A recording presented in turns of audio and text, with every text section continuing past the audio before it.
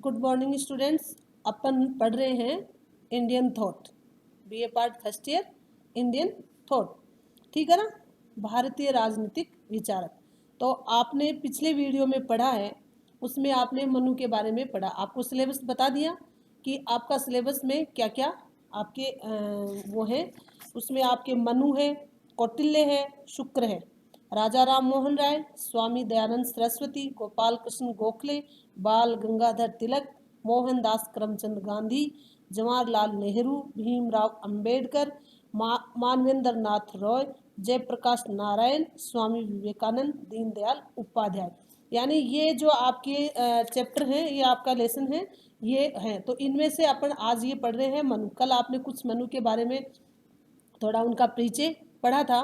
तो अब मनु आपको समझ में आ गया कि मनु क्या है। कि आपने पढ़ा कि वैदिक साहित्य, स्मृति, महाकाव्य व नीति शास्त्र प्राचीन भारतीय राजनीतिक चिंतन के स्रोत के रूप में स्वीकार किए जाते हैं। राजकीय, राजनीतिक व सामाजिक चिंतन के स्रोत के रूप में स्मृति साहित्य का विशेष महत्व है। स्मृतियों में सर्वाधिक महत्वपूर्ण मनुस्मृति को ही माना जाता है। जितनी भी स्मृतियां हैं उनमें सबसे ज्यादा महत्वपूर्ण स्मृति है तो वो मनुस्मृति को ही माना गया है। मनुस्मृति के रचना काल के विषय में विद्वान एक मत नहीं है। डॉक्टर विनय कुमार यानी जो भी विद्वान है उनका जो कार्यकाल है, जो समय अवधि है, वो कोई भी एक निश्चित रूप में नहीं बता रहे हैं कि विद्वान एक मत नहीं है। डॉक्टर विनय कुमार सरकार मनुस्मृति को 150 ईसा पूर्व का ग्रंथ मानते हैं। यानी कि ये 100-150 साल पुराना ग्रंथ है। इसी के विपक्ष डॉक्टर सालेटोर ने मनुस्मृति की रचना का समय 1900 ईस्वी पूर्व से 1800 ईस्वी पूर्व में निर्धारित किया है। मैक्स मूलर मनुस्मृति को ईसा के पश्चात चौथी शताब्दी के बाद के किसी समय की रचना ईसा पूर्व से निर्धारित किया जाता है। मैक्स मूलर मनुस्मृति को ईसा के पश्चात चौथी शताब्दी के बाद के किसी समय की रचना मानते हैं, किंतु उनके निकटतम शिष्य तथा उनके ग्रंथ के संपादक और अनुवादक जॉर्ज हुलर का मत है कि मनुस्मृति ईसा के पश्चात दूसरी शताब्दी में निश्चित रूप से अस्तित्व में थी। डॉक्टर बेनी प्रसाद ने इस काल का निर्धारण को ही सर्वाधिक व्यवहारिक माना है। यानी आपने जो अलग अलग थिंकर्स पढ़े हैं, अलग अलग विद्वानों की जो आपने कार्यकाल देखा है, तो इसमें क्या है कि एक मत क्या है, मनुस्मृति का जो रचना का काल है वो किसी भी विद्वान ने एक समय नहीं बताया गया है। अलग अलग विद्वान अपने अपने हिसाब से उसको विद्वान एक मत नहीं होकर के इसको अलग अलग रचनाओं में बताया गया है।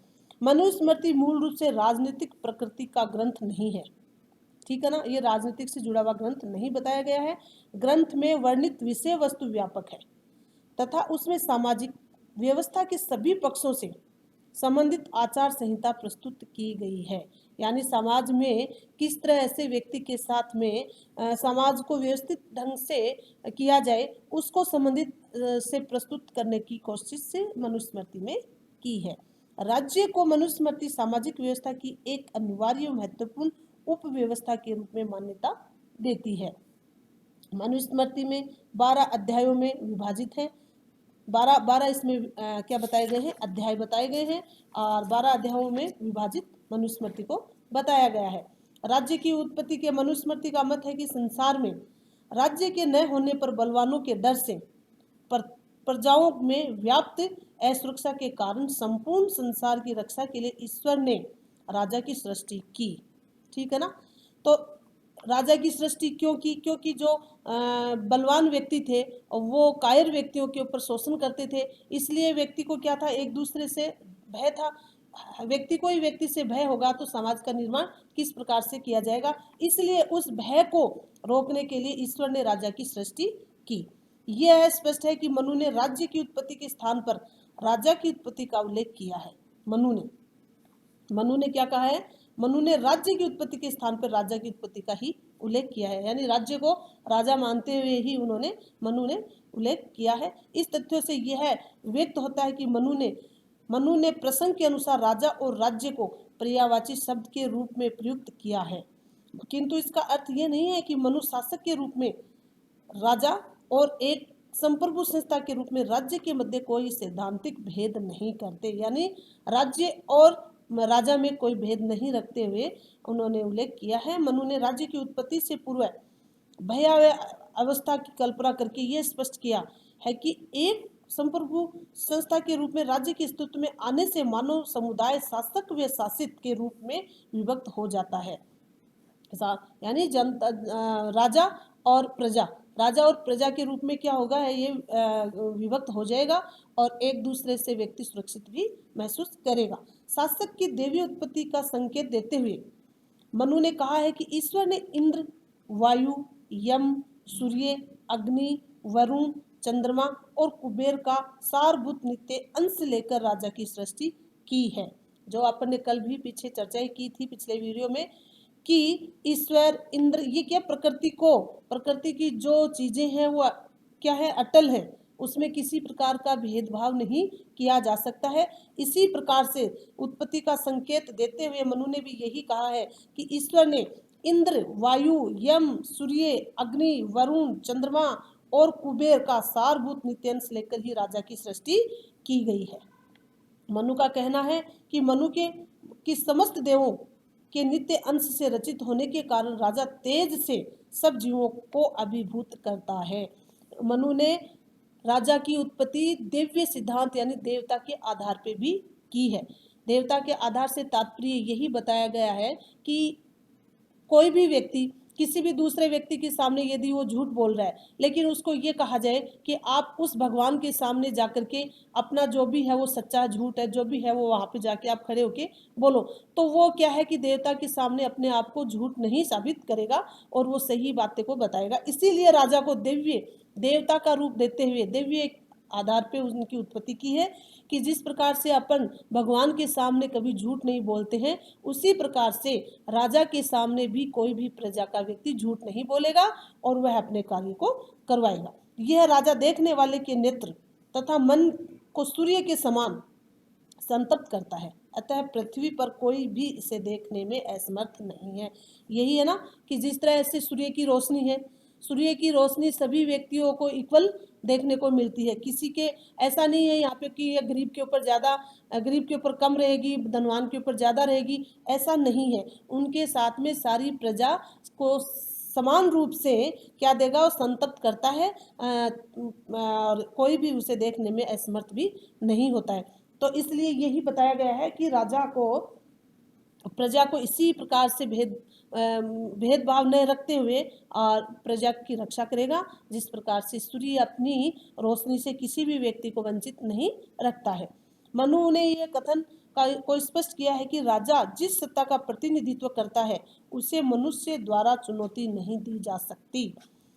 यह इस अर्थ में संप्रभु शक्ति का प्रतीक है। मनु ने स्पष्ट किया है कि राजा अपनी सत्ता में अग्नि, वायु, सूर्य, यम, कुबेर और इंद्र आदि देवों की शक्ति को प्रतिबद्ध करता है और अतः उसका प्रभाव शून्य रहता है। तो यही कहने का तात्पर्य है कि मनु ने राजा की जो उत्पत्ति की है वो देवी आधार पे की है। देवी आधार पे की है कि किस तरह से राजा ने मनु ने प्रजा की रक्षा के लिए राजा को भेजा है। इसी प्रकार से उन्होंने राजा बना दिया, लेकिन किसी भी अपन राजा का प्रतिनिधित्व, किसी भी व्यक्ति का प्रतिनिधित्व करते हैं तो उनके लिए क्या होता है कि उनके लिए एक उन्होंने भी क्या बनाया है, राज्य के लिए व्यवस्थित करने के लिए सप्तांग सिद्धांत का वर्णन किया। उस सप्तांग सिद्धांत में क्या क्या होगा राजा के पास, राजा का सर्वोपरि क्या होगा, सबसे पहले सप्तांग सिद्धांत में बताया गया है कि होगा स्वामी, फिर दूसरा होगा उसमें मंत्री, तीसरा होगा पूर्व, फिर राज्य, कोष, दंड और मित्र। यानी इस तरह से सप्तांग सिद्धांत का वर्णन करते हुए मनु ने राज्य का निर्माण किया है। तो सबसे पहले क्या बताया गया है, स्वामी, जिसको राजा बोला जाता है। मनु ने राज्य को स्वामी की संज्ञा दी है। मनु ने राज्य को स्वामी की संज्ञा दी है, यानी राज्य को ही राजा माना है तथा नैतिक गुणों, प्रशासनिक क्षमता तथा दायित्व के प्रति निष्ठा से युक्त राजा को राज्य के लिए आवश्यक माना है। राजा को राज्य के लिए आवश्यक माना है ताकि वो हर व्यक्ति की आवश्यकताओं को पूरी करे। दूसरा है मंत्री, यानी राजा तो बना दिया, लेकिन ऐसा थोड़ी है कि हर जगह पे राजा ही भ्रमण करेगा, उसके लिए मंत्री होना भी अति आवश्यक बताया है। कि मंत्री, मनु का कहना है कि राज्य का कार्य कुशल मंत्रियों के बिना नहीं चलाया जा सकता, यानी मंत्री होंगे वो कुशल होंगे, योग्यताधारी होंगे, तभी ही राजा राज्य को अच्छी तरह से संचालित कर सकता है। राज्य के प्रकृतियों में स्थान देकर मनु ने स्पष्ट कर दिया है कि शासन की शक्ति राजा की निजी शक्ति नहीं है। शासन की जो शक्तियां हैं वो राजा की अपनी स्वयं की शक्ति नहीं बताते हुए संस्थागत शक्ति बताई गई है, जिसका प्रयोग राजा सुयोग्य मंत्रियों के माध्यम से ही कर सकता है। मनु ने मंत्रियों के लिए आवश्यक गुणों और योग्यताओं का भी विस्तार से वर्णन किया है, यानी मंत्री जो होगा वो योग्यताधारी ही होगा। अगला है पुर, जिसको बोलते हैं अपन किला, यानी जहाँ पे जिस जगह पे राजा बैठता है या राजा है, उस पुर को सुरक्षित रूप से माना गया है। कि पुर का अर्थ है कि राज्य की ऐसी राजधानी से है जो भली भांति सुरक्षित हो, यानी भली भांति सुरक्षित होना जरूरी बताया गया है। मनु ने पुर में सुरक्षित में जैसे दुर्ग की आवश्यकता है, व्यक्ति है दुर्ग, है ना, और कोई श्रेणी इसमें धनवंतरी दुर्ग होना चाहिए, वही धन भी होना चाहिए, जल भी होना चाहिए, वृक्ष भी होने चाहिए और उसमें मनुष्य भी होना चाहिए। ऐसा अगिरी दुर्ग का उल्लेख मनु ने सप्तांग सिद्धांत में किया है। राज्य के अंगों में एक अंग के रूप में मनु द्वारा राज्य का उल्लेख भी कुछ किया गया है। कि वास्तव में मनु ने राज्य शब्द का प्रयोग जनपद के अर्थ में किया है। इस प्रकार मनु ने राज्य में राज्य की समीक्षाओं के अधीन आने वाली भूमि और उसमें निवास करने वाली जनता को सम्मिलित किया है। क्या क्या है? अधीन, किसके? राज्य की सीमाओं के अधीन आने वाली भूमि और उनमें निवास करने वाली जनता को सम्मिलित किया है। कौटिल्य ने भी जनपद को राज्य का एक क्या बताया है? अंग बताते हुए जनपद में राज्य की भूमि और उसमें निवास करने वाली जनता दोनों को ही सम्मिलित किया है। तो अगला जो सिद्धांत है वो बताया गया है राज्य, जो जनता के दोनों में सम्मिलित किया गया है। अगला जो है वो है कोष। अगला सिद्धांत है कोष, यानी राजा के पास धन होना भी अति आवश्यक है। यदि धन नहीं होगा तो किसी समय यदि अकाल हो गया तो वह प्रजा की रक्षा किस तरह से करेगा। तो राज्य के शासन के पास एकत्रित धन को मनु ने कोष का नाम दिया गया है, यानी जो राजा के पास जो धन एकत्रित होता है उसका नाम उन्होंने कोष रखा है। मनु की मान्यता है कि राजा के पास समुचित मात्रा में कोष होने पर ही वह प्रजा की सुरक्षा और उसके कल्याण की विभिन्न प्रकार के कार्य के दायित्व को पूरा करेगा। यानी उसके पास यदि धन नहीं होगा तो वो प्रजा की रक्षा किस तरह से कर पाएगा, इसलिए कोष यानी धन का होना भी अति आवश्यक बताया गया है। दंड का मतलब है सेना से, यानी दंड या सेना का मनु ने राज्य की सुरक्षा के लिए अनिवार्य माना है। मनु ने सेना के अनेक अंगों को जैसे हस्ती सेना, रथ सेना, अश्व सेना, जल सेना, पैदल चलने वाली सेना, इसका उल्लेख किया है राजा को परामर्श देते हुए कि वह सेना के सभी अंगों को सुदृढ़ बनाकर राज्य की रक्षा को समुचित व्यवस्था करे। तो इस प्रकार से अगली जो आपने सिद्धांत पढ़ा है सप्तांग सिद्धांत में वो था दंड। अगला है मित्र, यानी अकेला शून्य होकर के राजा किसी भी कार्य को समाप्त नहीं कर सकता या उसको स्टार्ट भी नहीं कर सकता, इसलिए उस राजा को भी अन्य पड़ोसी देशों से मित्रता का व्यवहार करना अति आवश्यक बताया है। मनु ने मित्र को राज्य के आवश्यक अंग के रूप में स्वीकार करते हुए तथ्यों और संकेत किया है कि प्रथम तो यह है कि कोई भी राज्य शून्य नहीं रहता, उसे दूसरे राज्यों के से संबंध अनिवार्य रूप से बनाने होते हैं।